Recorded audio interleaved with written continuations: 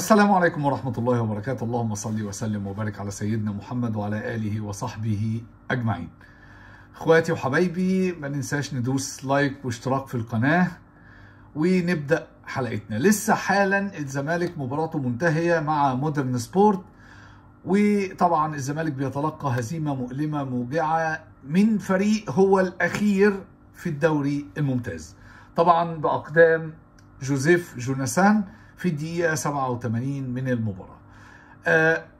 اللي حابب أقوله في المباراة وباختصار علشان ما نحرقش كتير في حدوتة مباراة الزمالك، يعني لأن هي ما فيهاش فنيات قوي، بس فكرة الزمالك وأدائه وطريقة لعب الزمالك. يعني هو الزمالك دلوقتي لاعيبته بيعتمدوا على حاجتين، أو هي الخطة فيها شقين.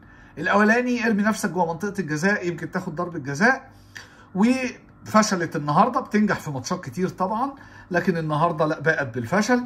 او الخطه الثانيه زيزو يرفع له مثلا 220 ل 224 عرضيه طول المباراه، يمكن واحده ولا اتنين تظبط، وما ظبطتش النهارده، وهي بتظبط في بعض الاحيان. وهو ده اللي زيزو بياكل عليه عيش، وهو ده اللي بياخد عليه 100 مليون جنيه في السنه.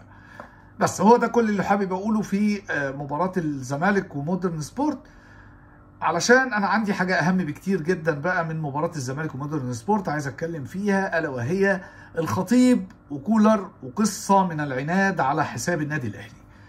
يعني ايه الخطيب وكولر وقصه من العناد؟ اللي انا شايفه دلوقتي ان في حاله عند حاصله من الخطيب وحاله عند حاصله من كولر، والمشكله ان المتضرر فيها هو النادي الاهلي وجمهوره. طبعا جمهور الاهلي ملوش ذنب يعني في كل القصص دي. جمهور الاهلي هو كل حاجه بتحصل هي الفكره. ما تقوليش بقى الاهلي في المركز الاول في الدوري اهو الاهلي ما بقاش في المركز الاول طبعا بعد فوز بيراميدز امبارح، فبيراميدز اتحرك وبقى فوق الاهلي ب 20 نقطه، والاهلي 19 نقطه، والمباراه الجايه يوم 26 بين الاهلي وبيراميدز، وهتحدد حاجات كتير قوي المباراه الجايه دي، لان انا شايف الدوري كده بيتجه لسكه بيراميدز خصوصا بعد هزيمه الزمالك. وحاسس برضو من ناحيه ان كولر عايز يثبت صدق كلامه اللي كل شويه يطلع في المؤتمر الصحفي يقوله، فكره انا ما عنديش صفقات، الاداره ما جابتش صفقات، انا ما اتعرضش عليا صفقات. فكولر عايز يختزل خيبته اللي حاصله دلوقتي والعك في التشكيل اللي هو قصده، عايز يختزله في فكره الصفقات. لا، الاهلي مشكلته مش صفقات، وعايز اقول ان من الاهلاويه اللي يختزل مشكله الاهلي الحاليه في صفقات بس يبقى عنده مشكله، وعنده مشكله كبيره جدا، ولازم يدور على حل ليها، لان دي مش حقيقه. والدليل على ده ان احنا تعالى نتفرج على، تعالى نرجع شويه كده ونروح للمنافس للزمالك، ان كان منافس يعني. فتعالى نشوف المشكله فين. تعالى نشوف جوميز كان بيعمل ايه مع الزمالك. جوميز ما كانش عنده لعيبه، سكواد طبعا الزمالك احنا عارفين انه مش احسن حاجه، لكن جوميز كان بيعرف يعمل ماتشات حلوه قوي بالسكواد ده. ماشي، هو مش سكواد ياخد بطوله ومش سكواد يستمر في بطوله زي بطوله الدوري، لكن تعال برضه كان في ماتشات مهمه قوي كان بيعرف يعملها كويس. يعني عندك بقى في الاهلي كولر بيفتي، هو عنده سكواد ممكن يكون مش احسن حاجه، في غيابات، مفيش صفقات، كل ده احنا متفقين تماما، عشان لسه هروح للاداره، فانا ما بعفيش الاداره من اللوم اللي عليها.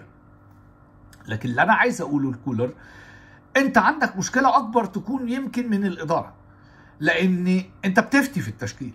يعني لما تيجي ماتش زي امبارح كده تلعب لي كريم الدبيس وينج، وتحت منه عمر كمال وحسين الشحات في اليمين، ايه الفتي ده؟ يا عم تعدل الملعب وتلعب كل لعيب في مكانه. ايه اللي هيحصل يعني؟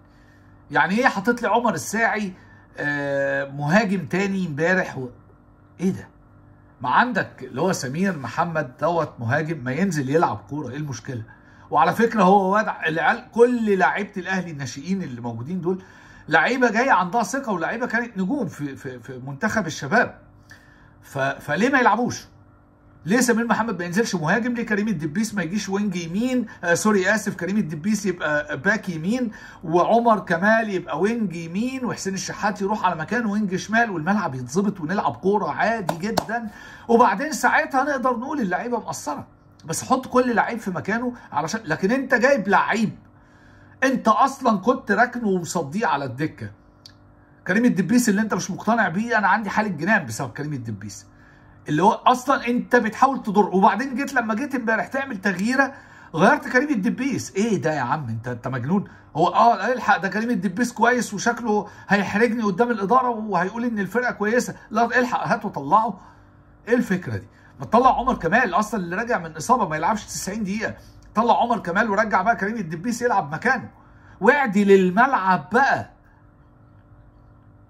اعدل الملعب. هات حسين الشحات مكانه وهات ونزل اللعيب اللي هو الناشئ اللي اسمه محمد عبد الله زي ما عملت الشوط الثاني.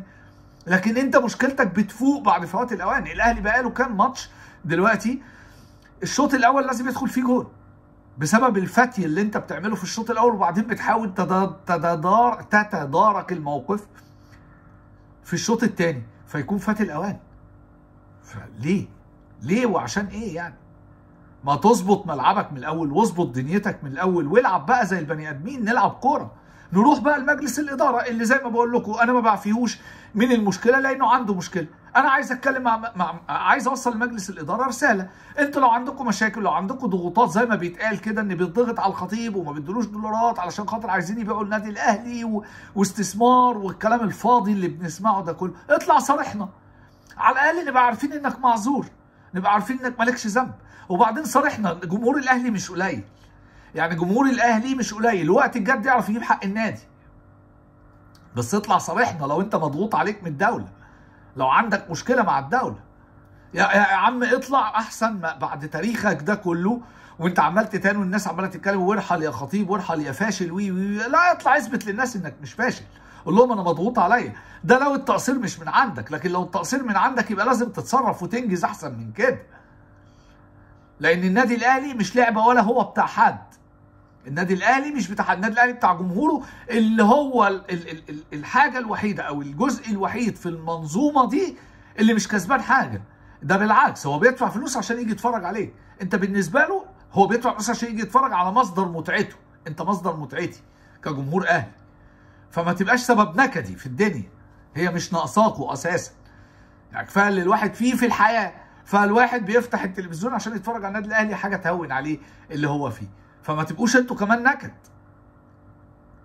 هو دي كل الفكره. هو ده لسان حال جمهور الاهلي اللي عايز يقوله واللي محتاج يوصله.